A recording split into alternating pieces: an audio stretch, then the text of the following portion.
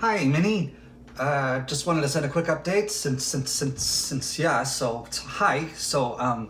I did it. I did the thing that we talked about.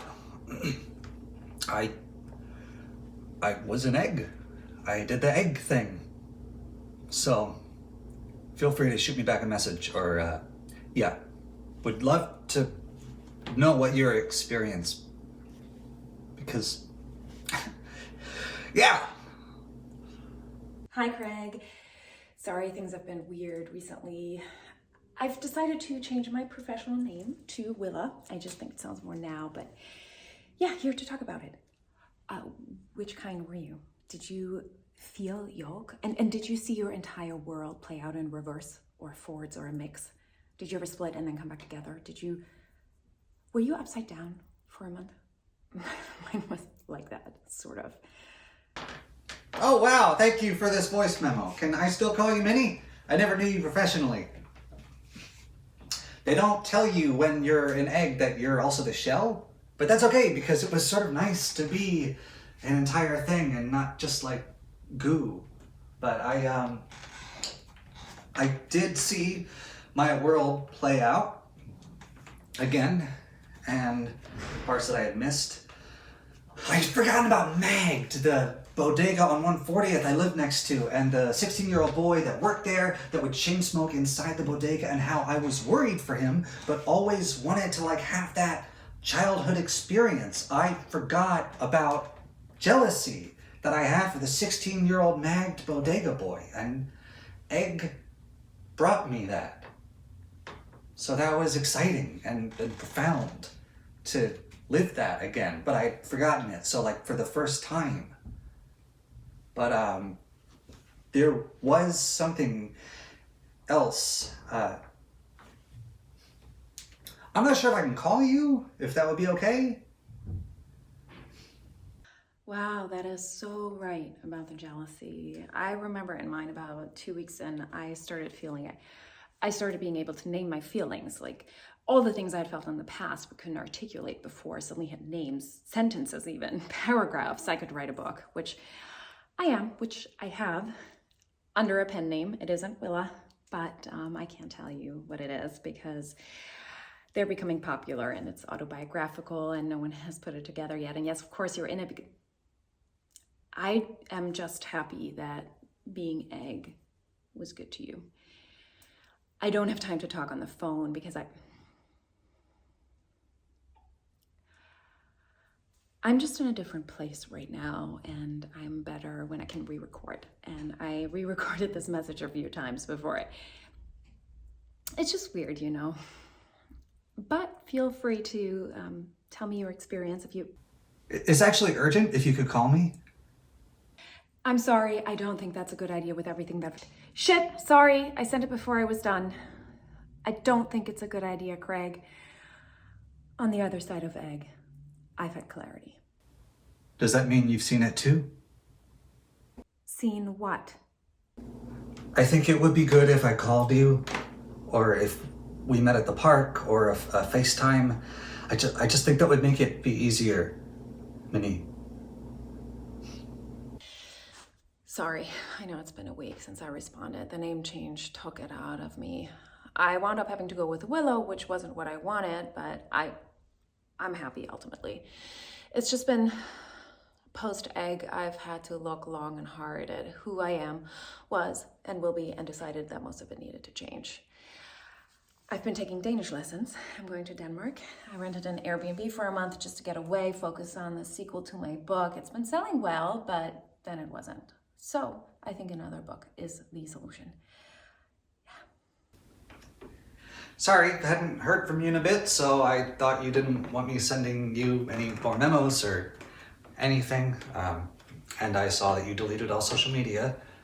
So, yeah, I'm just gonna say it, I guess. When I was Egg, I saw the past and Bodega and all of that and our history and my own history, and then I felt the present, which we all know how that goes, and then I saw the future. There is no easy way to say this. We have a kid, In the future, we have a kid, Paul. His name is Paul. I don't see how that's possible. I live in Denmark now. Sorry, Greg. I saw him and I felt him and I watched him live his whole life, and he's really into dinosaurs, which is so basic, but he's really into inventors, and he makes me read him a story about the man who invented shoelaces, but it's not real, it's a story you made up, but he loves it so much you made it a book just for him called Sneaky Laces. You printed it at FedEx Kinko's and you used the made-up name Rachel Wonder, and it was his favorite book. And when we miss him, when he's away at MIT, which, huge fucking deal, go him, we read it to each other as a joke.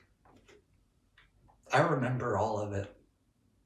I remember our whole life with him that hasn't happened yet so vividly. And I wanted to know if when you were egg, you felt it. Hey, sorry, Minnie. Willow. Just wanted to check if you got my last voice message. Hey, Minnie, I don't want to bother you, but if you could just, react to the messages, that would be great. Paul studied poli-sci at MIT and then joined Congress. Paul becomes president. We don't outlive Paul. My memories stop when our grandkids are teenagers. We have grandkids. I'm sorry, I'm sending too many voice memos. Hi, I'm sorry. I've been so many different names. It's hard to keep track of it. Undskyld, kan jeg have 5 af dem her? De skal sige sådan. Kun 5, tak. Sorry, I'm ordering something in Denmark.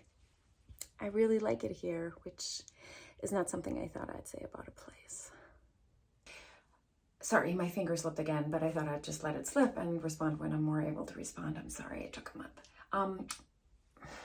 When I was egg, I'm sorry, I didn't see Paul. I don't know what to tell you. Hey, sorry, it's been a while since, but I believed you for a while, and it discounted the whole egg thing for me.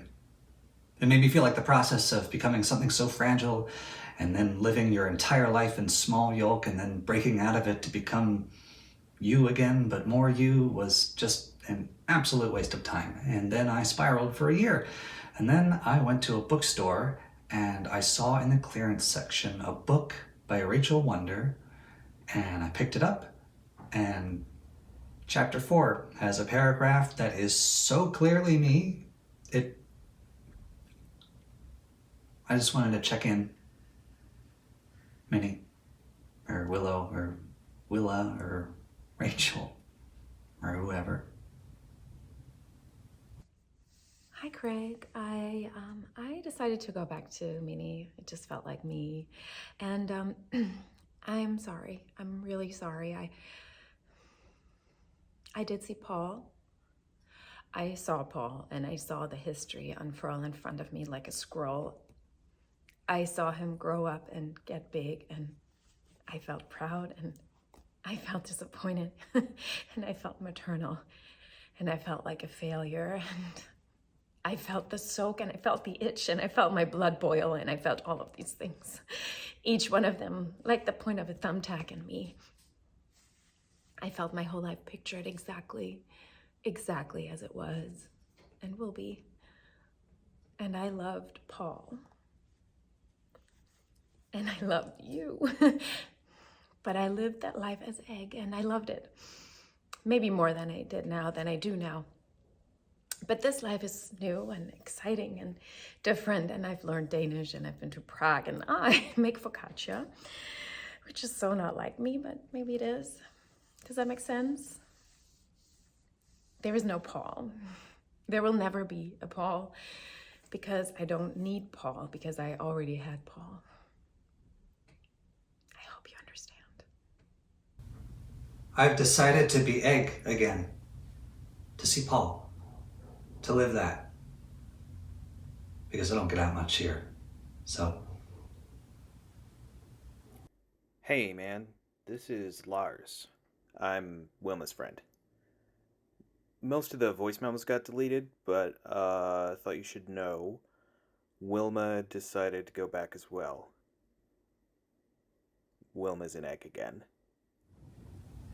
Thanks, Lars. Yeah, you're welcome. Good luck.